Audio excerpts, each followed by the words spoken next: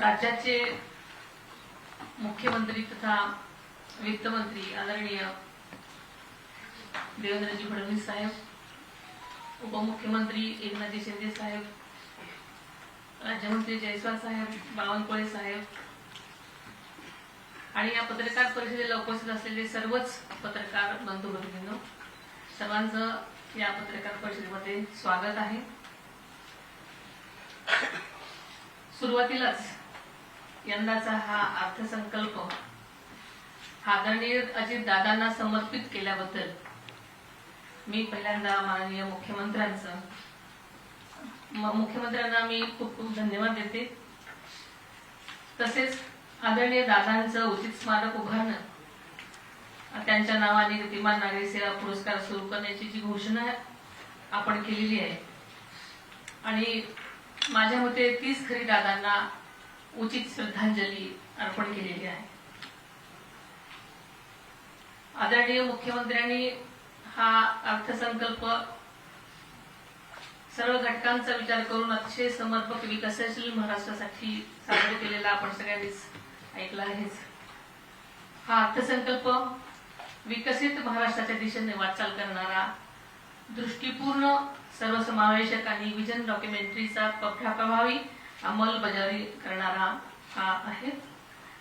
तसेच प्रादेशिक संतुलित विकासाला चालना देणारा, तसेच प्रगतिशील, शाश्वत, सर्वसमावेशक आणि सुशासन या चार प्रमुख आधारस्तंभावरती राज्याचा विकास साधणारा आहे। आणि म्हणूनच मी आदरणीय मुख्यमंत्र्यांचं खूप खूप अभिनंदन करते। आदरणीय दादांनी मांडलेल्या प्रगत आणि विकासाभिमुख अर्थसंकल्पांची सुसंगत अशी दिशा या अर्थसंकल्पातून दिसून येते। जवळजवळ दादा जायच्या आदल्या दिवशीपर्यंत 27 तारखेपर्यंत दादांची या अर्थसंकल्पाची तयारी सुरू होती आणि याच मुळे दादांच्या या विकासदर्शीचा विचार करून महाराष्ट्राच्या प्रगतीचा वेग कायम ठेवण्याचा प्रयत्न या अर्थसंकल्पातून करण्यात आला। त्याबद्दल मी मुख्यमंत्री साहेबांचं मी खूप खूप त्यांचे आभार मानते। कृषी क्षेत्राला बळकटी, पायाभूत सुविधा मजबूत करणं, पर्यटन, उद्योग आणि सेवा क्षेत्रांचा विस्तार करून रोजगार निर्मितीला चालना देण्याच्या दृष्टीने विशेष तरतुदी करण्यात आलेल्या आहेत, आपण सगळ्यांनी पाहिलेलं आहे। पायाभूत सुविधा निर्माण करण्यासाठी सुद्धा वाढी 20% इतकी वाढ केल्यानं राज्यात मोठ्या प्रमाणात पायाभूत सुविधांना निर्माण होतील। आदरणीय दादांच्या संवेदनशील विचारानुसार दिव्यांगाकरिता सुद्धा जिल्हा वार्षिक योजनेअंतर्गत 1% निधी राखून ठेवण्याचा निर्णय यामध्ये घेण्यात आलेला आहे।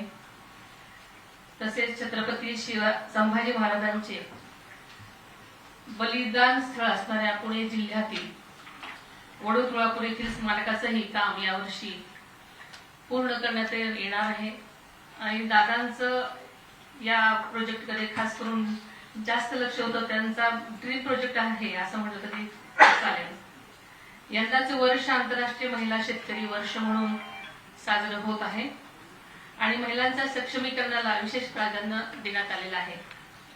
आपल्याला माहितीच आहे की लाडकी बहीण योजनेच्या भरीव तरतुदीसह राज्यात एकल महिलांच्या सुद्धा कल्याणासाठी सुयोग्य धोरण म्हणजे लखपती दीदीच्या उपक्रम माध्यमातून महिलांना स्वावलंबी आणि सक्षम बनण्याच्या दिशेने ठोस पावलं उचलण्यात येत आहेत।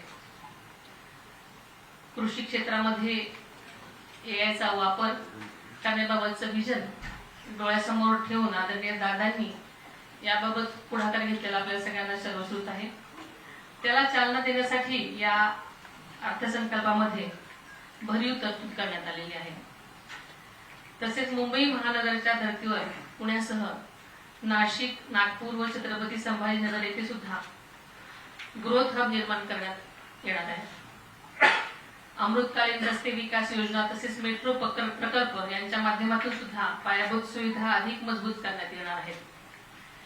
हा अर्थसंकल्प राज्यातील शेतकरी, कष्टकरी, महिला, तरुण आणि सर्वसामान्य नागरिकांच्या विकासाला चालना देणाऱ्या असून महाराष्ट्राच्या प्रगतीला नवी दिशा आणि वेग देणारा ठरेल असा मला विश्वास आहे.